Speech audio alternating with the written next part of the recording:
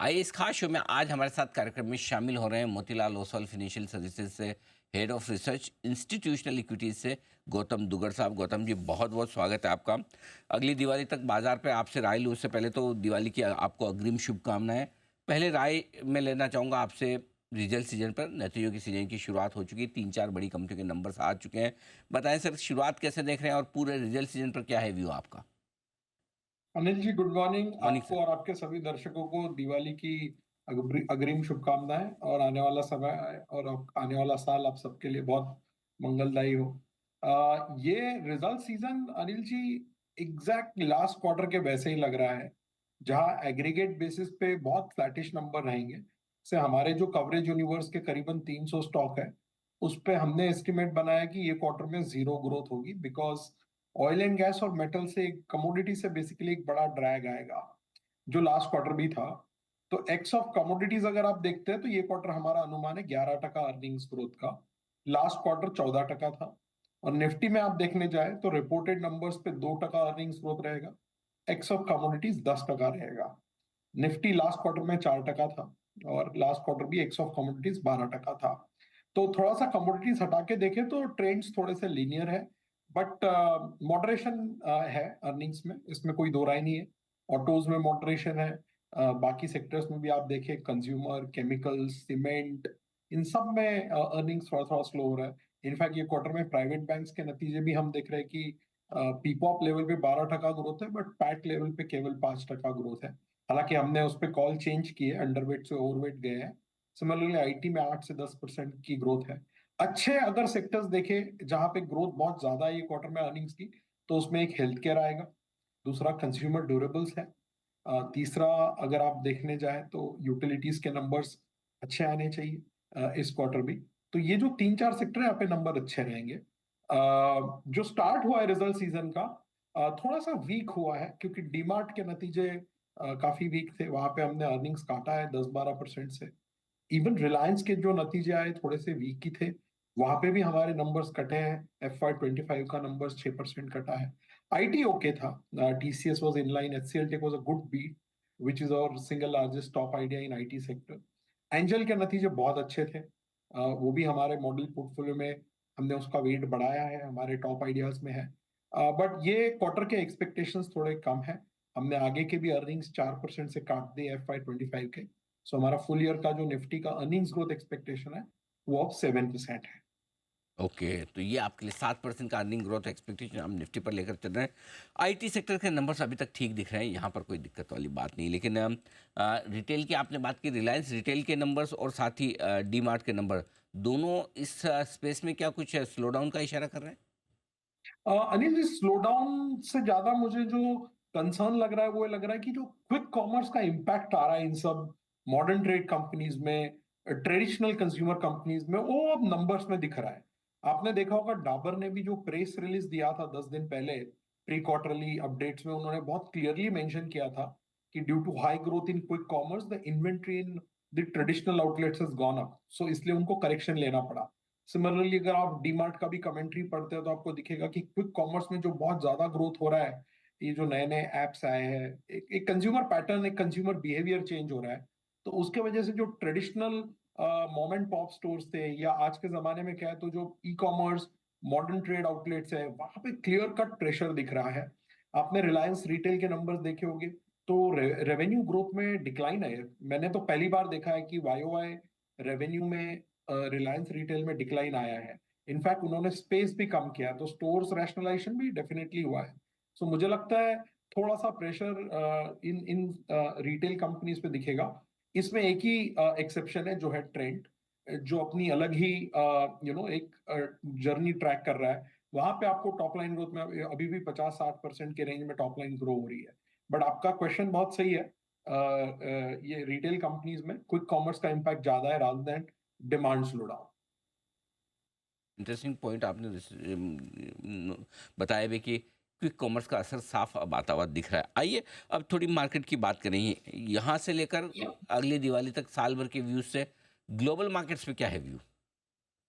Anil ji, global markets का view बताना बहुत डिफिकल्ट है, बिकॉज बहुत मूविंग पार्ट्स है इसमें। यूएस फेड आ जाता है, और आए दिन आप देख रहे हैं कि मिडिल ईस्ट में कुछ ना कुछ होते रहता है, राइट? तो एज ऑफ नाउ तो काफी हेडविंड्स दिख रहे हैं, क्योंकि global growth steady to moderately decline है, as in revision, not absolute decline. I'm saying the revision in global growth is very modest, and that too on the downside. दूसरा, inflation को लेके कई जगह पे तकलीफ चल रही है। सो बहुत ज्यादा मूविंग पार्ट्स है ग्लोबल लेवल पे, कमोडिटीज को लेके, जियो पॉलिटिक्स को लेके, और सबसे बड़ा अगले 30 दिन में यूएस इलेक्शन के नतीजे को लेके भी मार्केट बहुत चिंतित रहेगा। तो मुझे लगता है ग्लोबल मार्केट्स पे ज्यादा मेरी कोई ऐसे स्ट्रॉन्ग राय नहीं है। हाँ, we keep observing it, but हम जो पोर्टफोलियो में डिसीजन लेते हैं डेली बेसिस पे या क्वार्टरली बेसिस पे, उस पे हम लोकल मार्केट्स और लोकल बॉटम अप आइडियाज पे ज्यादा फोकस करते हैं, बिकॉज इंडिया के लिए वो ज्यादा मैटर कर रहा है। आपने देखा है पिछले 3 साल में, अगर आप देखते हैं 2021 1 जनवरी से लेके, तो मान लीजिए 30 सितंबर तक डोमेस्टिक इन्वेस्टर्स ने $110 बिलियन इंडियन मार्केट्स में डाला है, जबकि फॉरेनर्स ने केवल $15 बिलियन डाला है। तो इंडियन मार्केट का जो भविष्य है, इंडियन मार्केट की जो डायरेक्शन है, वो अब इंडियन इन्वेस्टर डिसाइड कर रहे हैं, ना कि ग्लोबल मार्केट्स में क्या हो रहा है या ग्लोबल इन्वेस्टर्स किधर पैसा मूव कर रहे हैं। वो ऑफ कोर्स इंपॉर्टेंट है, but they that is not the single largest deciding factor anymore. Indian retail investors Indian market की दिशा तय कर रहे हैं। भारत की रिटेल इन्वेस्टर्स की जो तीसरी महाशक्ति थी अब पहली महाशक्ति हो चुकी है, इनके फ्लोज किस तरह से रहते हैं, इस पर काफ़ी कुछ बाजार का भविष्य निर्भर है। आइए अब भारतीय बाजारों की बात करें। क्या एक तो ये कि अगले साल इसी वक्त अगली दिवाली पर बाजार यहाँ से ऊपर दिखेंगे और साल भर की यात्रा कैसी रह सकती है? तो अनिल जी, अगले साल का हमारा अनुमान ये है कि जो वैल्यूएशन पे आप ट्रेड कर रहे हैं, यहाँ से री रेटिंग मुश्किल लग रही है, चाहे ऑफ लार्ज कैप हो या mid cap. Of course mid cap तो बहुत महंगे हैं। मिड कैप इंडेक्स 60% प्रीमियम पे ट्रेड कर रहा है वर्सेस निफ्टी। निफ्टी के वैल्यूएशंस अभी भी बहुत फेयर है। हम लोग 20 से 21 पी के आसपास ट्रेड कर रहे हैं, which is fair, which is neither too expensive not too cheap. तो यहाँ से जितना अर्निंग्स ग्रोथ आएगा अगले 12-15 महीने में निफ्टी में, हमारा FY 26 का अनुमान है 18% अर्निंग्स ग्रोथ का, FY 25 का है 7% का। अगर आप एवरेज आउट कर लेते हैं तो करीबन 13% का अर्निंग CAGR दिखता है। लास्ट ईयर जब हमने अगस्त में डिस्कशन किया था, मैंने कहा था कि CY 24 में ब्लू स्काई निफ्टी टारगेट 25,000 होगा, ना कि बेस केस ब्लू स्काई 25,000। आज हम बात कर रहे हैं ऑलरेडी 25-26 हजार का रेंज है। तो जो ब्लू स्काई था वो बेस केस बन चुका है। बट यहां से जो रिटर्न आएंगे, मुझे लगता है अर्निंग्स ग्रोथ बहुत बड़ा रोल प्ले करेगी, ना कि वैल्यूएशंस। पिछले 3-4 सालों में हमने देखा है ब्रॉडर मार्केट्स के वैल्यूएशंस काफी रीरेट हुए। मैं आपको एक डेटा पॉइंट बताता हूँ।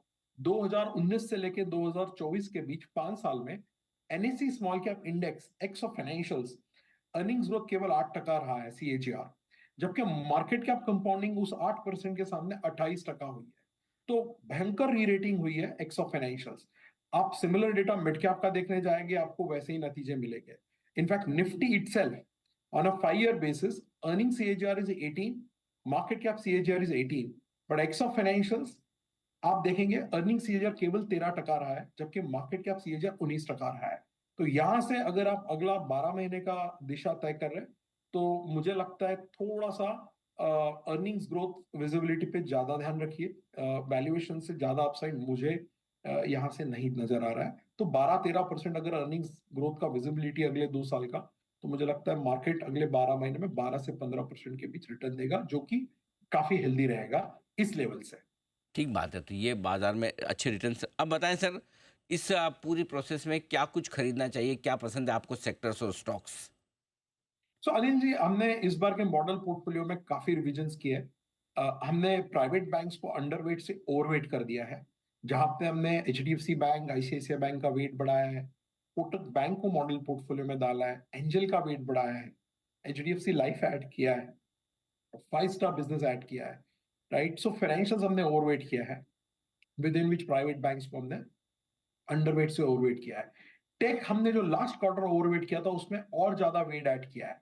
एक्चुअली 6 महीने में अगर आप हमारा मॉडल पोर्टफोलियो देखेंगे, तो IT का वेट 8 से 15% हो गया है, जहां पे SCL टेक हमारा सिंगल लार्जेस्ट टॉप आइडिया रहा है पिछले 2 साल से, फॉलोड बाय इंफोसिस, और मिड कैप में हमें परसिस्टेंट और कोफोर्ज अच्छे लगते हैं। इसके अलावा जो सेक्टर्स हमारे ओवरवेट है वो है consumer discretionary, industrials, real estate और हेल्थ केयर। और जहां हम अंडरवेट है वो है auto, metals, energy and utilities. ये हमारे अंडरवेट सेक्टर्स रहे हैं और हम सीमेंट पे हमारा जीरो वेट है as of now as we speak. तो लगभग मॉडल पोर्टफोलियो का हमने जो वेटेजेस चेंज किए, नंबर ऑफ स्टॉक्स कम किए, कुछ सेक्टर्स में, कुछ स्टॉक्स में जहां हमारा कन्विक्शन बहुत हाई है वहां पे वेट कॉन्सेंट्रेट किया है। Even in otherwise underweight auto sector stance, our view on M&M remains very positive. We hold significant overweight on M&M since last 3 years. हमने TVS ऐड किया है, तो काफी सारी चीजें हमने की है। मिड कैप्स में भी हमने डिक्सन ऐड किया है in the industrial space, L&T का वेट बढ़ाया है, लेकिन हमारा बायस लार्ज कैप की तरफ ज्यादा है। 75% हमारे मॉडल पोर्टफोलियो में अब लार्ज कैप है और 25% मिड और स्मॉल कैप है। तो पोजिशनल लार्ज कैप पर ज़्यादा फोकस रखें अगले एक साल के लिए।